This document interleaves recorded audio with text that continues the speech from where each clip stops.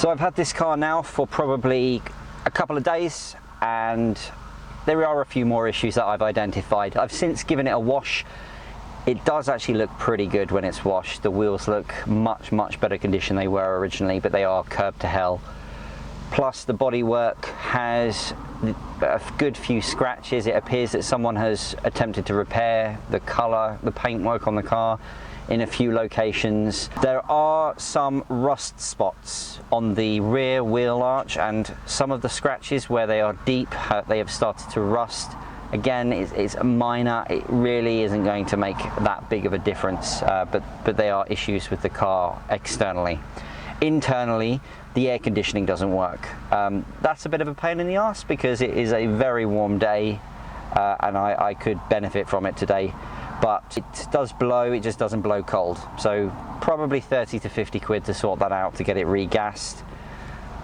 I've got a big chip in the window. Well, I say a big chip, but it's a fair size. One of the brake lights is not working, it's out. I'm getting an error message coming up on the display to say that the bulb needs to be replaced. That's going to cost me a couple of quid. And then there's a few noises that are concerning. At the front, on the driver's side wheel, there is a chirping noise, like a ch-ch-ch-ch-ch, and I don't know what it is, so I'm going to have that investigated. And on the rear of the car, there is a kind of a droning noise that's happening. I don't know if that's just the tyres on the road or whether there's something else going on. So what I'm going to do is I'm going to invite my friend Alex to check out the car, take it for a drive, see what he thinks, and then we're going to jack up the car and have a look underneath it and see what's going on. So we can see whether or not this £390 car is going to pass another MOT, or if it was a waste of money that's actually going to cost me lots to repair. So let's see what happens. Whilst I was waiting for Alex, I thought I'd replace the badge on the front because it was looking a bit manky. It was actually a cheap eBay replacement that was on the car anyway. I found that someone had previously attempted to get the glue off by using what looks like a knife or a screwdriver, completely scratched up around the paintwork, but it didn't really matter to me because obviously it was going to be underneath the new badge. And I have to say, the new badge does make a considerable difference, and I think it looks a lot prettier when the badges are nice. One of the other things I've done is repaired the keys, but I have another video on my channel, so you can just go and have a look at that.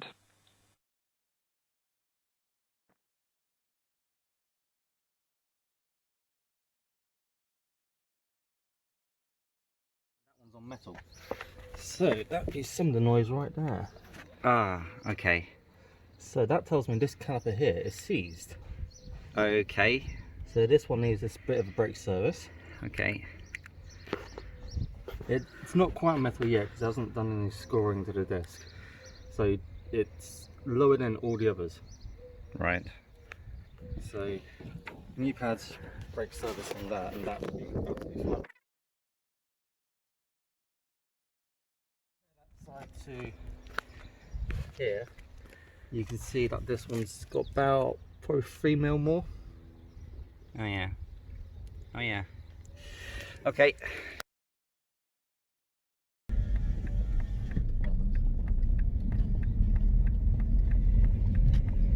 You hear that? Tick, tick, tick. I'm assuming not about the indicators. Not that one, no. I can hear knocking. The air conditioning doesn't work either. Yeah, nor does mine. I was assuming it just needs a regas and actually have pressure in the system. Yeah. Can you hear like a drone noise coming from the back? Yeah, I can hear him almost bearing like, but not quite as loud as I would expect for a bearing. Yeah.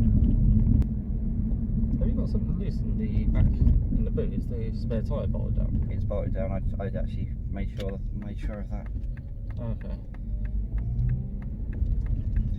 One of flooding over bombs. One of the guys, a comment on my last video saying that the car seemed to be quite low on this side and that we should check the spring. I wonder if that would cause that noise. Can do. Although like, I'd expect more of a knocking noise when I'm going over these bumps. Same actually, so I can't hear any roll bar link noises, which is common.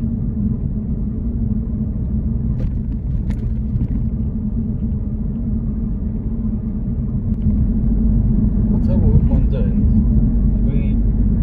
When we get back, we'll jack it up, we'll do wiggle checks on all 4 wheels. Right. And check the bearings as well. Alright. I'll find somewhere to turn around up here.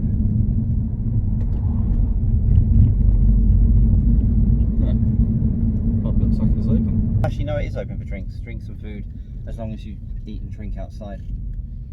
Okay.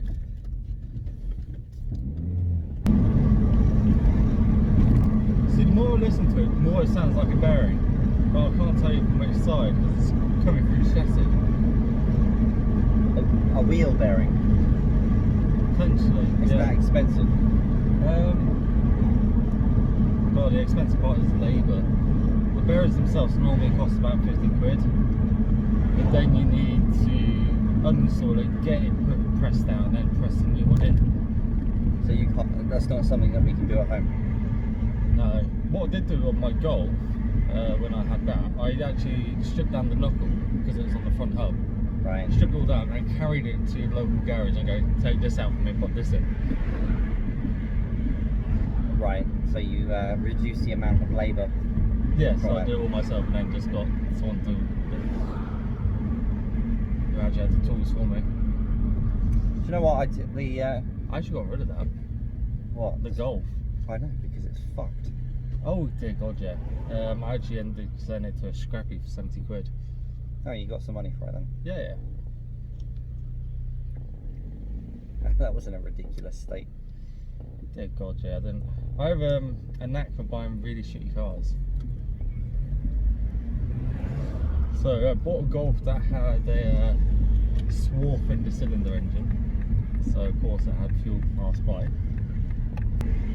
Yeah. Bought a Saab that I have no idea how to this day is still running like it was. When you buy a cheap car, buy one that has a good engine. I mean, it can have anything else wrong with it, but not a cheap engine. A busted engine. Like, I, for some reason, you did it twice. Yeah. And I don't know if you can hear it, but on this side, you can hear. I can't hear that from here, so I am But I assume it's because you've said that. brake pads. Yeah. So what's the chances of this car passing an MOT? On the rear brake pads, that would, well, it may pass brakes, so they may give that an advisory. What? Because it's got no brake pad. Well, Can you hear that? oh yeah, that is the okay, no, that's a fail. It'll fail on that rear brake pad. It's metal on metal.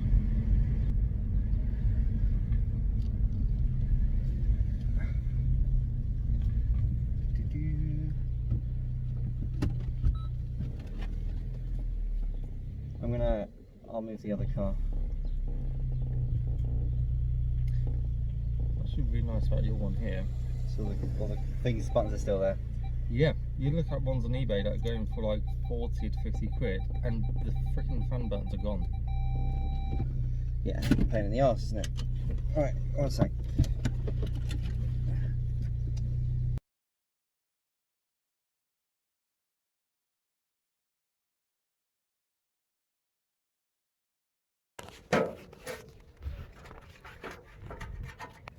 So look, the suds are still there, it's just corroded around it. Yeah, it's in the other one as well. Look.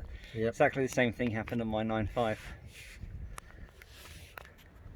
Right, let's take the brake off and then we can check this light. So, first thing, let's have a look at the... Oh, look at that wear on that tyre. Yeah, the inner wear. Oh, that is a... Very smooth. That would also fail at MOT. Right, great. So you said this came with an MOT? Yeah, it's never failed an MOT, but whilst I was talking to her, she said that her dad knows the guy. So I said, okay, that's why it's never failed an MOT then. Yeah, it's probably one of those. Brake lines again, not bad, no cracking. Spring Rear spring's intact, same as the other side, so that's good. Fine, good. But this is the one I want to check if there's a drone coming out. So, no, I'll tell you what the drone is. What? Do you want to come around here and have a look at this? So, what you want to do is have a look at your eyesight going towards this way. Yeah. What am I looking for? And what you're going to look at is the surface level of the tyre as it rotates. So, watch this. Actually, go a little bit so you can see how that's not even. It's rising and falling. Why is that? So, there's a bit of a flat spot on the tyre where it's been sapped. Yeah. So there's a flat spot where it's just been sapped. Ah.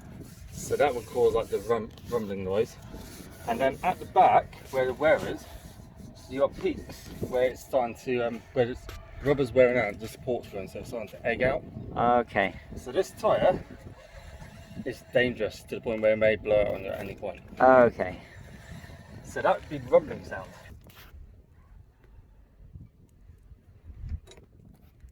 No cracking in the flexi joint on the brake line, so that's also good.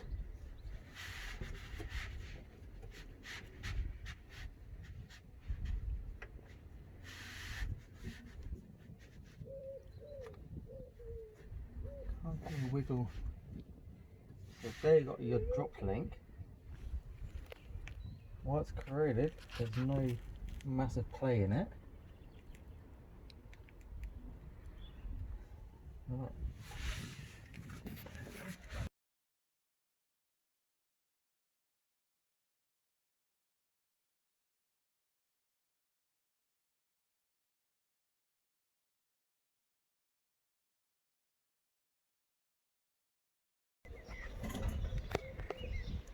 Brake line once again, fine.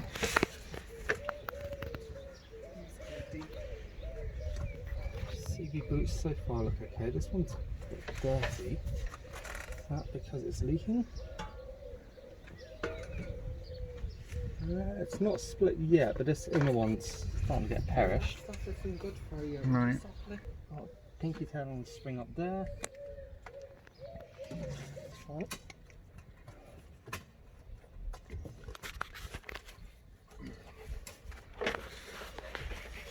Harry, Buffy, go away.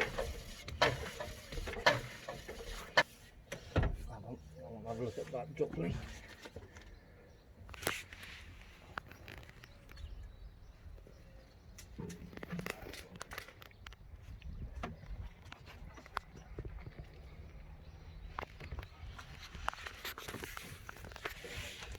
Okay. Initial inspection, quite happy with that side. Now, drop link boot is split on this one. Meaning? It hasn't got any play in it. Oh, let me check the play actually.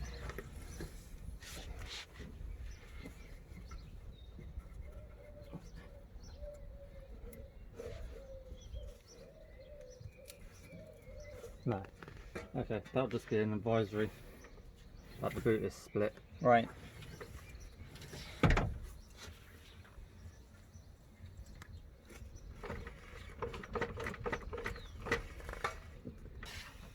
There's a slight flat spot, but not one I'll be concerned about. Right. Thigh's still good. There's no leaks in here at all. It's very clean. Right, no play there. The only thing. Now, where's that touching? Ah, it's touching this back plate here. You can see where it's just starting to wear through. Oh, yeah, that's nice. Yeah. If you're going to keep the same discs, Yeah. on along the top, you can see how there's rust built up. Yeah. That rust is just catching on to the back plate. And Okay. if you look through, I don't know if I can get a decent camera angle. There, you can see it's just eating through Right. the back plate. Right. So. Simple brake service on that. You knock off the rust with a little hammer, light tap on the sides. Does it need a new backplate? No. Back plate be fine. Right. The £390 Saab is basically perfect, apart from needing a brake service and a tyre, so that's great. Next video is going to be these service items being done, and I've also got the car radio video oncoming, so this is what to expect.